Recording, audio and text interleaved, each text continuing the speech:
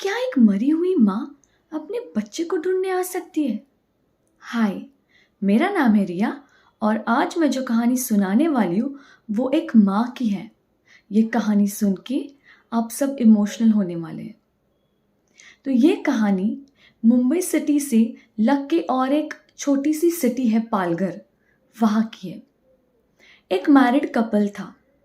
दोनों को बच्चे बहुत पसंद थे, बट अनफॉर्चुनेटली वाइफ को बच्चा नहीं हो रहा था। बहुत सारे ट्रीटमेंट्स किए, बहुत जगह गए, बहुत कुछ किया, बट बच्चा नहीं हो रहा था। 9-10 साल हो गए शादी को। सडनली एक दिन इनके घर में खुशखबरी आई।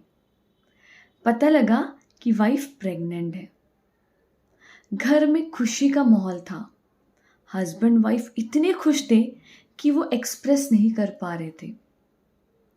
हस्बैंड ने सोचा अब इन 9 महीनों में और आगे वाली जो आने वाली ज़िंदगी है, आगे जो ज़िंदगी आएगी बिताने हैं साथ में, मैं मेरे वाइफ को बहुत खुश रखूँगा।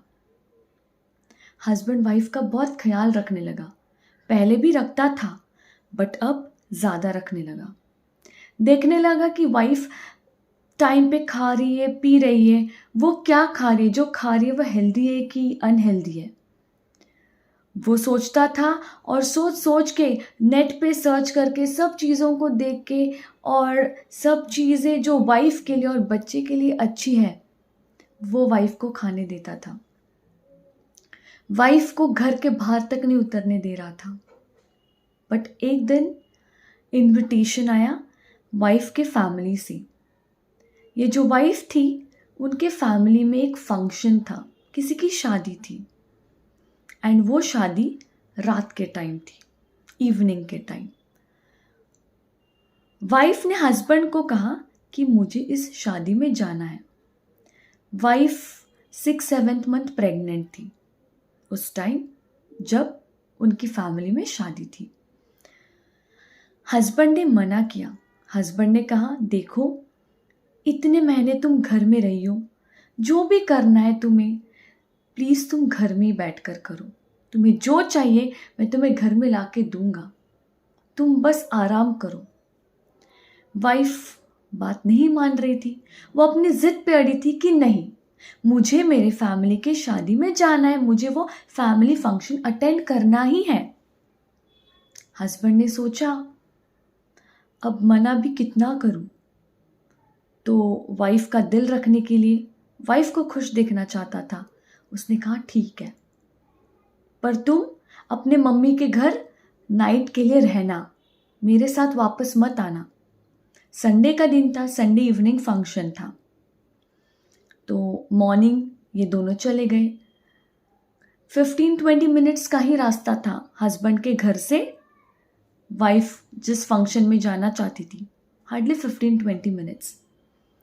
तो दोनों बाइक पे सुबह सुबह चले गए। इवनिंग का फंक्शन अटेंड करके रात के कुछ 12-12:30 हो गए थे। हस्बैंड ने वाइफ से कहा चलो अब मुझे कल ऑफिस जाना है, मंडे है तो मैं छुट्टी नहीं ले सकता, काम है जाना पड़ेगा, तो तुम मम्मी के घर रहना, मैं 2-3 दिन के बाद आकर तुम्हें वापस ले आऊँगा। पता नहीं अचानक से वाइफ को क्या हुआ, वो कहने लगी कि नहीं, मैं भी आपके साथ घर ही आऊँगी।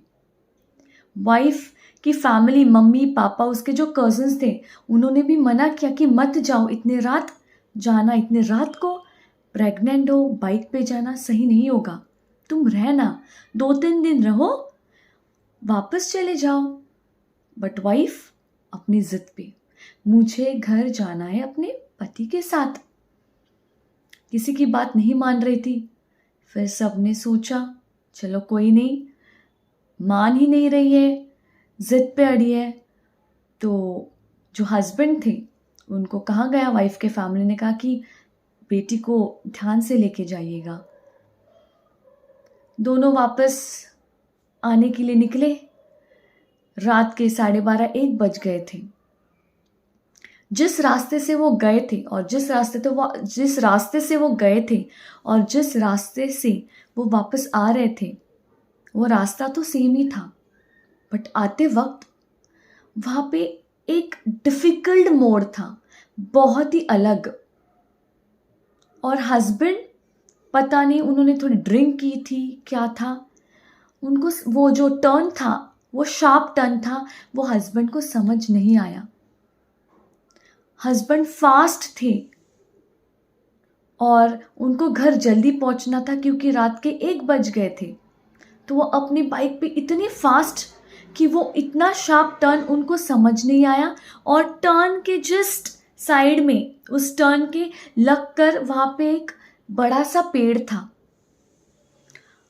अचानक से जो बाइक थी हस्बैंड की, वो जाके उस पेड़ को टकरा गई, जोर से टकराई।